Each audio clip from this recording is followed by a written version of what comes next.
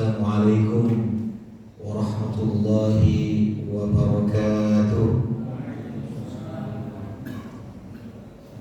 Alhamdulillahi rabbil alamin, alladzi bi ni'matihi tatimmu shalihat wa bi fadlihi tanazzalu rahmatu wal barakat. Ashhadu an la ilaha illallah wahdahu la syarika lah, wa asyhadu anna Muhammadan abduhu wa rasuluh alladzi la nabiyya ba'dah.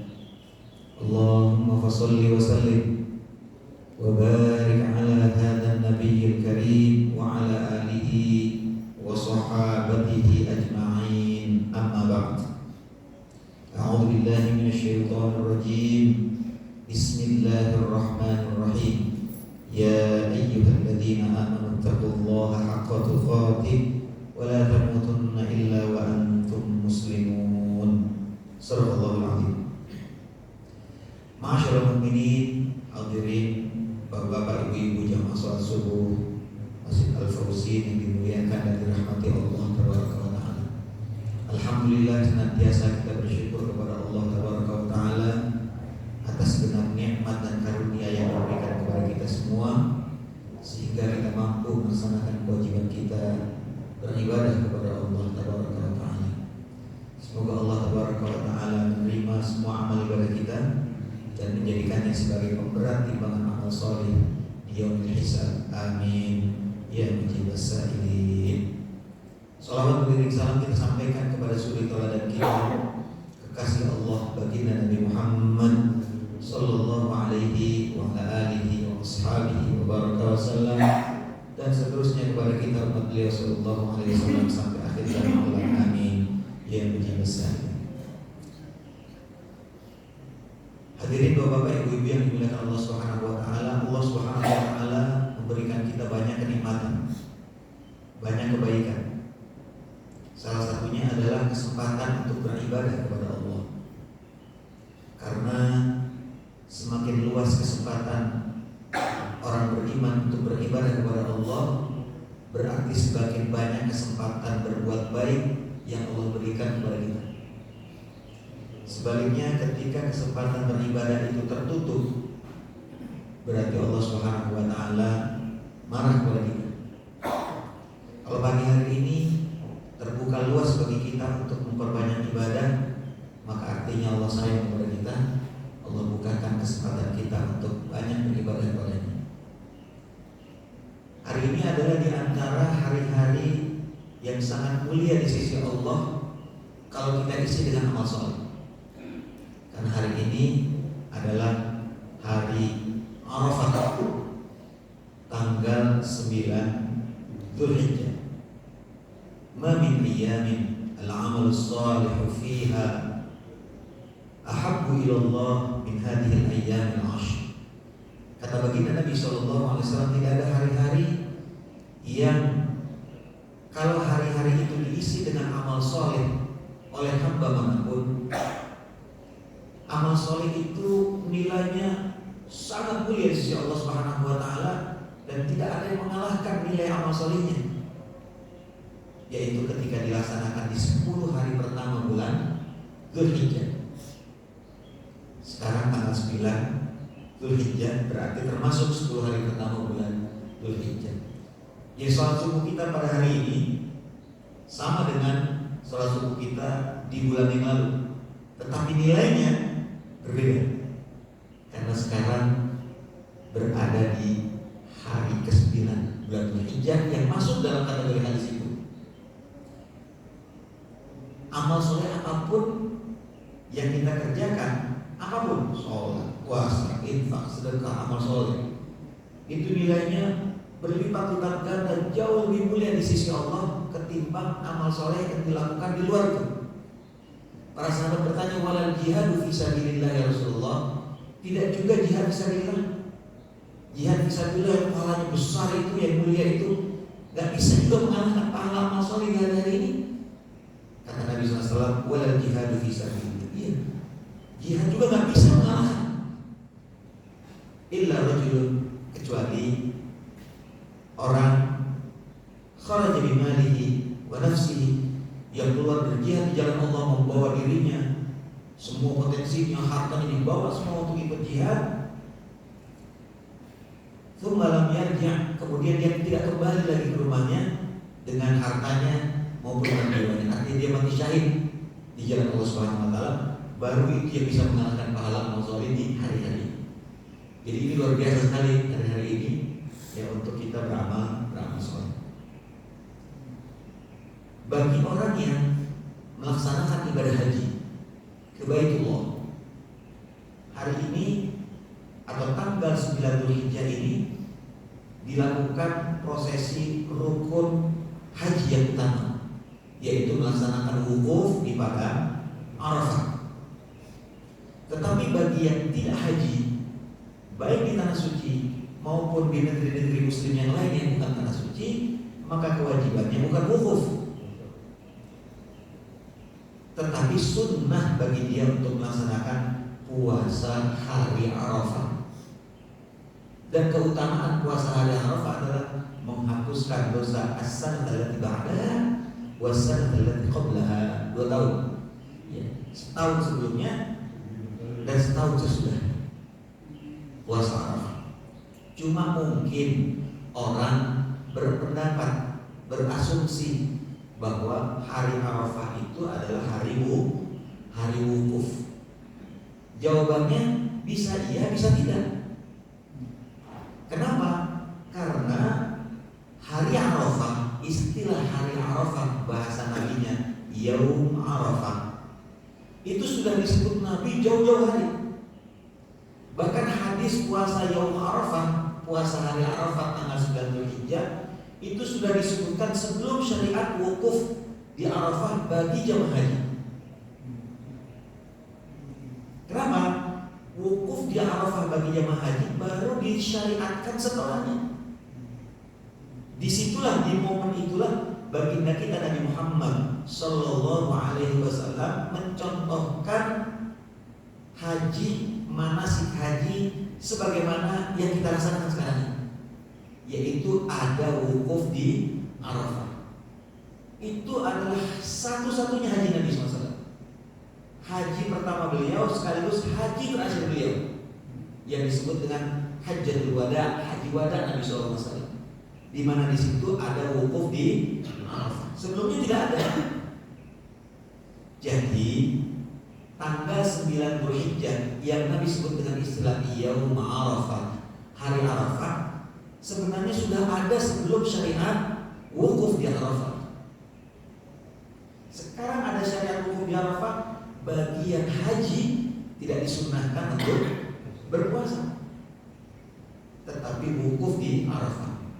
Kita yang tidak haji bukan wukuf, tetapi sunnah melaksanakan puasa Arafah. Puasa Arafah itu kapan? Tanggal 9 Dzulhijjah.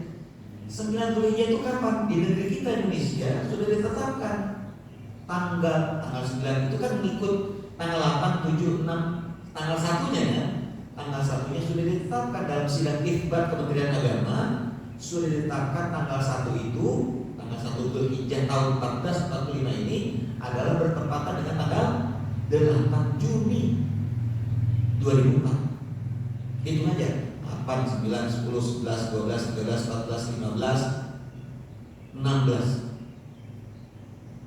Sekarang tanggal 16. Tanggal 9 Dzulhijjah di negeri kita Indonesia tercinta ini adalah tanggal 16, yaitu hari ini. Sementara di Saudi Arabia, pemerintah Arab Saudi telah menentukan tanggal 1-nya itu hari Jumat. Hari Jumat tanggal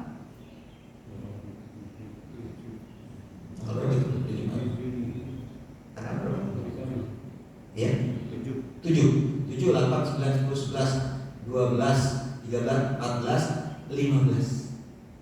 Tanggal 9 Dzulhijjah di Saudi Arabia adalah tanggal 15 Juni kemarin, hari Jumat. Maka mereka wukufnya kemarin. Ada yang bertanya, ngapain kita puasa Arafah sekarang sementara orang wukuf kemarin? Kira-kira jawabannya sudah bisa dapat Pak? Bu? Karena ibadah puasa Arafah tidak selalu terkait dengan wukufnya jamaah haji di Arafah. kita puasa Arafah sekarang, walaupun orang wukuf kemarin. Karena wukufnya itu di Saudi, ikut tanggal 9-nya, tanggal 9 Saudi kemarin. Kita puasanya tanggal 9 Dzulhijjah mengikut tanggal Indonesia hari ini. Ada masalah? Nggak ada masalah. Karena waktu perputaran matahari berbeda antara satu negeri dengan negeri yang lain. Jadi paham ya Pak ya? Jadi tidak perlu ragu lagi.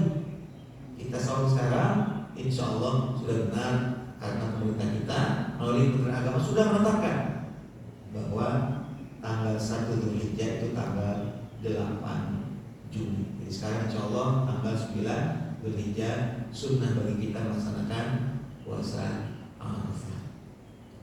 Di sini Masjid Al-Fauzi Idul Adha-nya besok ya, berarti hari ini adalah tanggal 9 Dzulhijjah. Berarti sudah sama ini, frekuensinya sudah sama. Jadi tidak perlu ragu, ya tidak perlu. Kemudian bagaimana dong saudara-saudara kita ya? Hari ini sudah takbir, sudah Idul Adha. Kita menghargai, kita hargai perbedaan pendapat karena ini masuk dalam bagian perbedaan pendapat fikih. Kok berbeda-beda? Ya tidak apa-apa. Ini pemahaman fikih, para ulama dulu juga berbeda pendapat. Kita saling menghargai, saling menghormati. Tidak perlu berantem, tidak perlu bermusuhan, karena masing-masing punya alasan, masing-masing punya dalil, masing-masing punya pemahaman. Kita hormati. Baik. Kemudian Bapak Ibu yang dimuliakan dan dirahmati Allah Subhanahu wa taala, besok adalah Yaumul Adha. Id al-Adha, hari raya kita. Hari raya Idul Adha atau orang sebut Idul Kurban. Kenapa? Karena di hari raya Idul Adha itu ada prosesi penyembelihan hewan kurban. Kata Nabi SAW, tidak ada amal yang lebih dicintai Allah Subhanahu wa taala di hari itu, di hari Adha tanggal 10 Dzulhijjah itu, kecuali mengalirkan darah hewan kurban. Jadi mengalirkan darah hewan kurban artinya menyembelih hewan kurban. Itu amal yang paling dicintai Allah Subhanahu wa taala besok. Berarti sholat Idul Adha tidak dicintai? Dicintai, bagus ibadah. Cuma yang paling berarti ibadah kurban besok adalah ibadah yang sangat besar lagi di sisi Allah Subhanahu wa taala. Berbahagialah Bapak Ibu yang hari ini sudah berniat untuk berkurban. Hewan kurban sudah tersedia, niatnya sudah ada, bersiap-siap meraih pahala banyak dan besar besok dengan menyembelih hewan kurban. Ya. Kemudian kesempurnaan penyembelihan hewan kurban itu ada kaitan dengan faktor-faktornya. Orang sholat cukup melaksanakan rukun dan syarat sholat, sholatnya sah. Tetapi nilai sholatnya berbeda-beda. Ada orang yang syarat dan rukunnya sah, tetapi cepat-cepat, dia nilainya dia cepat-cepat. Ada yang khusyuk di rakaat pertama, rakaat kedua entah kemana-mana, maka pahalanya ya segitu. Orang beribadah terpenuhi syarat dan rukunnya sudah cukup sah, tetapi nilainya, bobotnya di mata Allah berbeda-beda, tergantung performa ibadahnya. Sholat, berkurban sama, karena berkurban adalah ibadah, maka penuhi syarat dan rukunnya sah korban kita. Tetapi nilainya berbeda-beda. Ada yang paling mendekati kesempurnaan, karena tidak ada manusia yang sempurna, hanya bagi Nabi SAW saja. Ada yang agak jauh dari kesempurnaan, ada yang jauh, ada yang sah saja, gitu ya. Tapi nilainya ya minim banget ada. Kira-kira kalau ditawarkan kepada Bapak Ibu proses kemuliaan penyembelihan hewan kurban, pahalanya, bobotnya, nilainya di sisi Allah bagi kita, maunya yang mana? Yang paling dekat dengan kesempurnaan, atau biasa saja, atau yang sekedar sah saja? Kira-kira mana yang dipilih? Yang paling dekat dengan kesempurnaan. Pertanyaannya, bagaimana itu? Kurban kita nilainya di sisi Allah bukan hanya sah, tetapi mendekati kesempurnaan. Gimana itu? Faktor yang pertama, untuk mendapatkan kesempurnaan atau mendekati kesempurnaan ibadah kurban itu adalah niat. Innamal a'malu binniyat. Niatkan kita berkurban hanya untuk beribadah kepada Allah. Inna a'tainakal kautsar fasalli li rabbika wanhar. Salatlah kamu, sembelihlah oleh kamu hewan kurban li rabbika. Apa artinya? Hanya karena Tuhanmu, hanya karena Allah. Karena penyembelihan hewan kurban tidak lain dan tidak bukan hanyalah ibadah kepada Allah. Dia bukan gaya-gayaan, dia bukan hebatnya status sosial seseorang, tapi dia murni ibadah kepada Allah.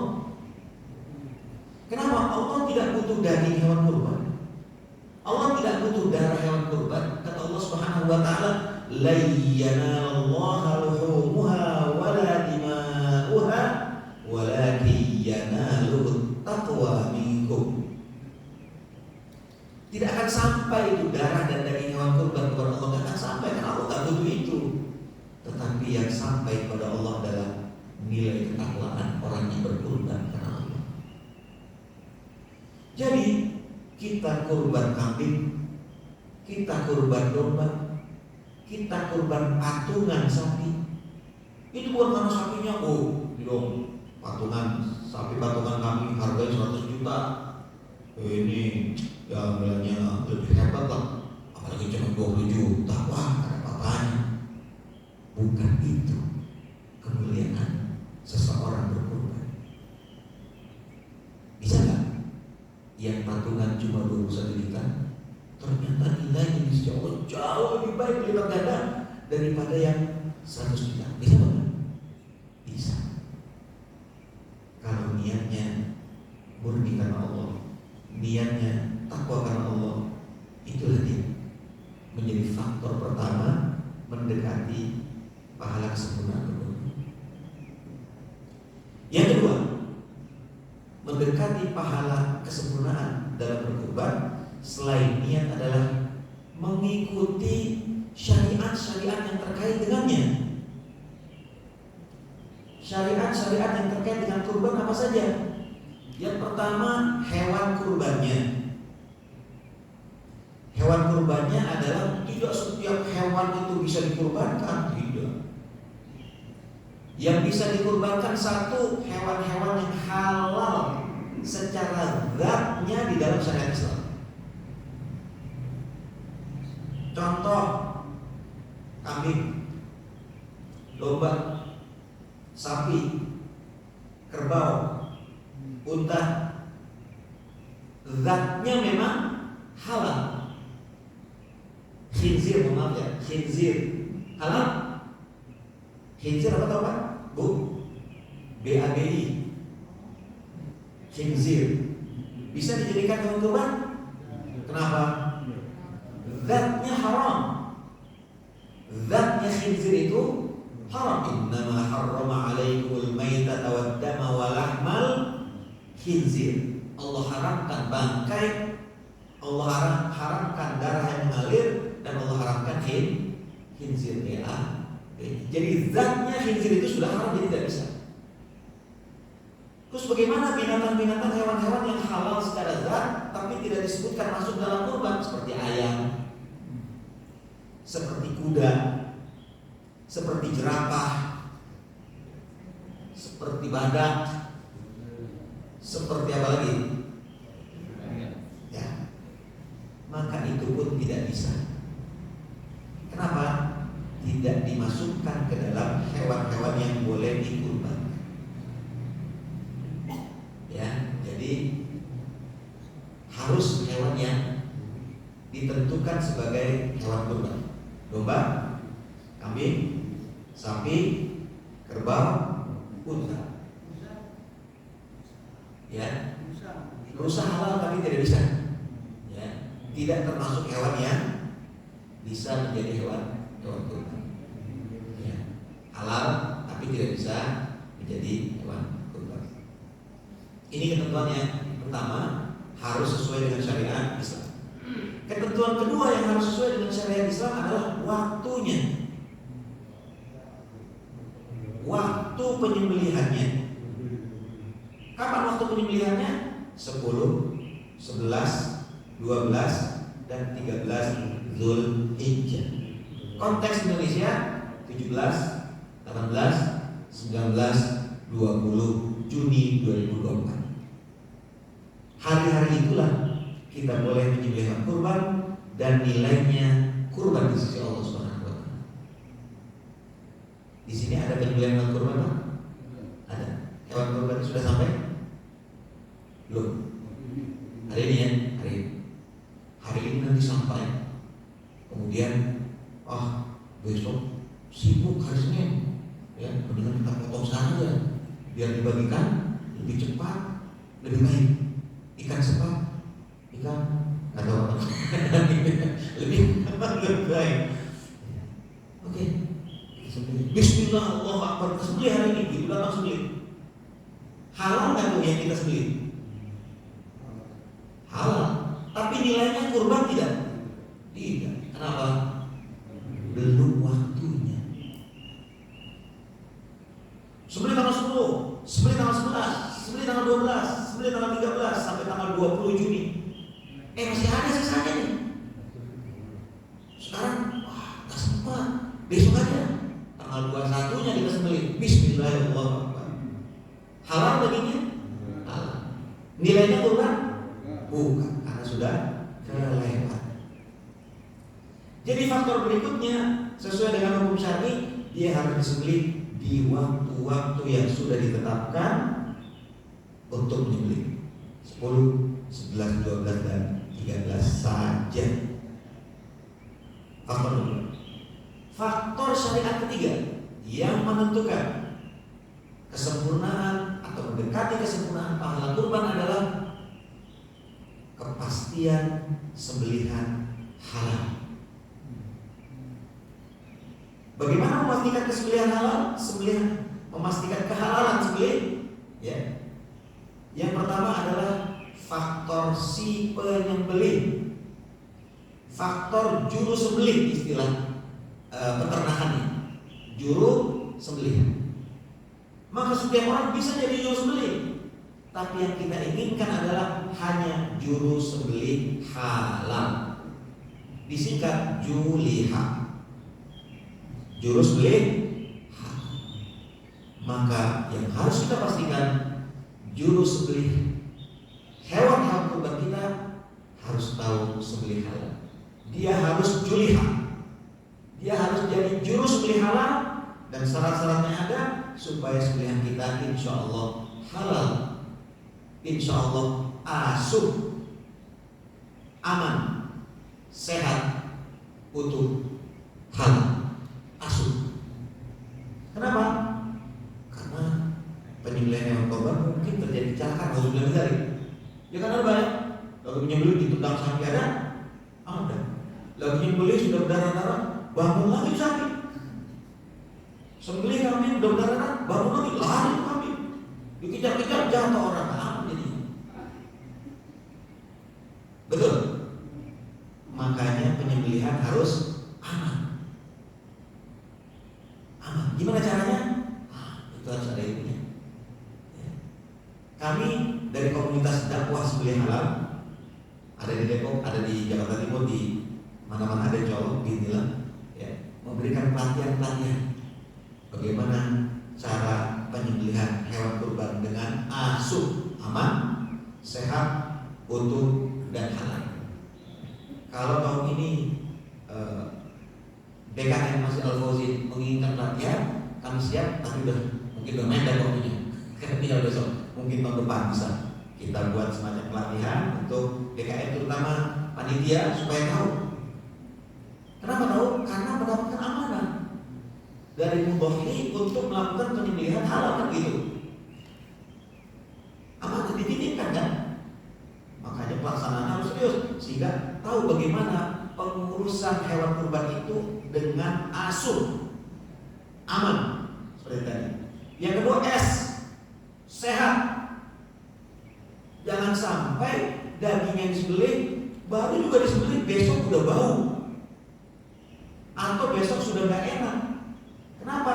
Karena ada hal-hal yang harusnya tidak terjadi justru terjadi. Kenapa terjadi? Karena tidak ada ilmu, tidak tahu ilmu. Pokoknya udah tersembelih halal sudah. Padahal tidak seperti itu. Harus ada upaya untuk menjaga hasil sembelihan itu tetap sehat. Karena ini makanan kan yang akan dibagikan. Dia ibadah iya, tapi dia makanan yang akan dikonsumsi, akan dibagikan. Kalau salah-salah nanti cepat rusak, cepat basi, cepat busuk. Sehat. Yang ketiga asuh, utuh. Jangan sampai penyembelihan baru setengah, buntut udah hilang. Pernah terjadi kayak gitu Pak? Buntut kemana ini? Mana nggak ada, ya. Baru setengah prosesi, torpedo udah nggak ada. Biasanya yang diincar itu tuh, buntut, torpedo sama pala. Kalau pala gede kelihatan susah gitu kan. Itu. Maka harus utuh. Kenapa? Ini amanah dari si pekurban kepada DKM, panitia gitu ya. Jadi dijaga. Gimana caranya? Ada sistem yang harus dibuat. Yang keempat H, asuh. A, aman. S, sehat. U, utuh. H, halal. Bagaimana halal? Si penyembelih julihanya, juru sembelih halalnya, yang pertama harus muslim. Kalau ada non muslim yang menyembelih, mohon maaf, hasil sembelihannya tidak halal. Syarat kedua harus manusia. Maksudnya bisa laki-laki, bisa perempuan. Perempuan boleh menyembelih? Boleh Bu. Yang penting tahu ilmunya. Jangankan perempuan, laki-laki juga nggak boleh menyembelih kalau tidak tahu ilmunya. Dia hanya tahu pokoknya lehernya harus luka dan nggak begitu, ada ilmunya. Ibu-ibu, kaum wanita punya ilmu menyembelih, boleh menyembelih? Boleh. Hasil sembelihan halal. Dari mana? Dari izin baginda Rasulullah SAW kepada wanita untuk menyembelih. Dulu, Bapak Ibu sekalian, di zaman baginda Nabi SAW ada seorang wanita muslimah penggembala kambing. Di tengah-tengah penggembalaannya, kambingnya diterkam serigala. Ya, kemudian dia tahu, dia usir serigala itu, coba ketakutan, lari meninggalkan kambing yang sudah sekarat. Sudah diterkam, tapi belum mati dia sekarang. Dalam mazhab Syafi'i, keadaan sekaratnya ini mereka sebut, mazhab Syafi'i menyebutnya dengan hayatul mustaqirrah. Dia disebut hidup, dia sudah sekarat. Dia disebut mati, belum mati, tapi masih hayatul mustaqirrah. Gerakannya masih cepat, ya kan, darahnya masih ada, gerakan nafasnya masih kencang. Maka perempuan tersebut bersegera cari alat sembelihan supaya bisa disembelih.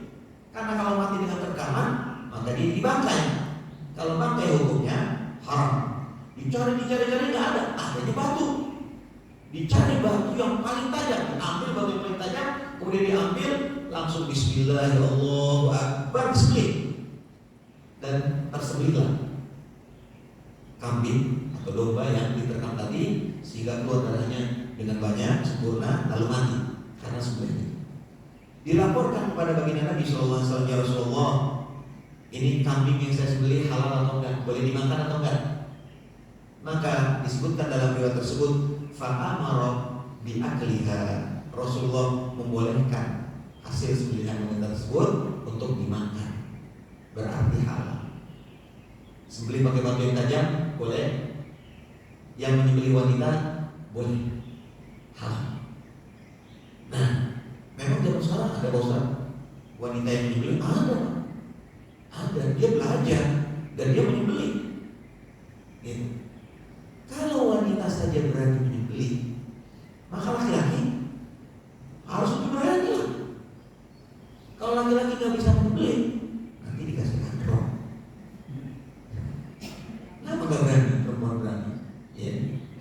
Saya bukan nggak berani Pak Ustaz, nggak tega. Emang saya tega? Emang Rasulullah tega? Emang yang menyembelih itu tega?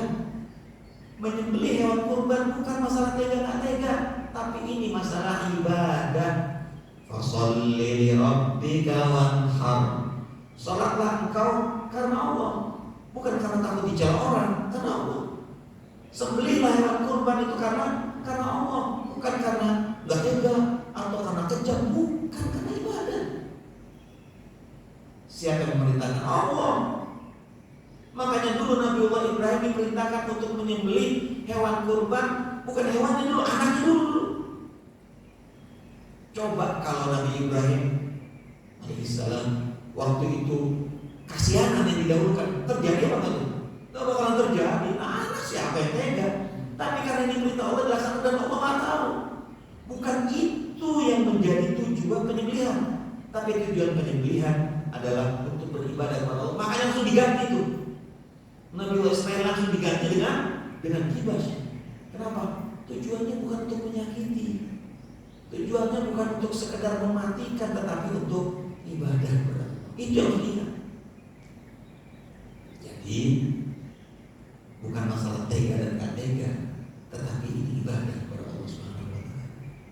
Sehingga syarat yang kedua dari juru sembelih halal adalah boleh laki-laki, boleh perempuan. Syarat yang pertama apa tadi? Muslim. Non muslim tidak boleh. Syarat kedua, laki-laki atau perempuan. Syarat ketiga, dia baligh. Yang menyembelihnya itu laki-laki yang baligh. Perempuan yang,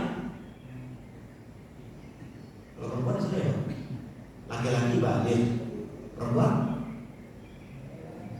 Kalau muslim, laki-laki muslim, perempuan muslimah. Laki-laki mukmin, perempuan mukminah. Laki-laki baligh, perempuan enggak baligh loh, tetap baligh. Ya, kita belajar istilah yang benar ya. Kalau muslim muslimah, mukmin mukminah, tapi baligh tidak baligh loh, tetap baligh. Rajulun baligh, imra'atun baligh, ya. Jadi yang menyembelih harus baligh. Anak kecil boleh apa enggak? Boleh dengan syarat mumayyiz. Dia sudah bisa membedakan mana benar mana salah, pisau, golok, bahaya atau tidak, dia sudah bisa membedakan. Kalau enggak boleh. Memang ada anak-anak yang bisa, ada kan? Ada anak-anak yang mumayyiz, dia belum balik, tapi dia bisa membedakan mana yang baik, mana yang tidak, mana yang batal, mana yang tidak batal. Contoh sholat, bocah, dulu bocah, tapi dia sholatnya anteng, ada nggak bang? Anteng dia sholatnya, nggak tengok kanan tengok kiri, anteng dia. Nah, itu namanya mumayyiz, dia boleh masuk saf boleh, tidak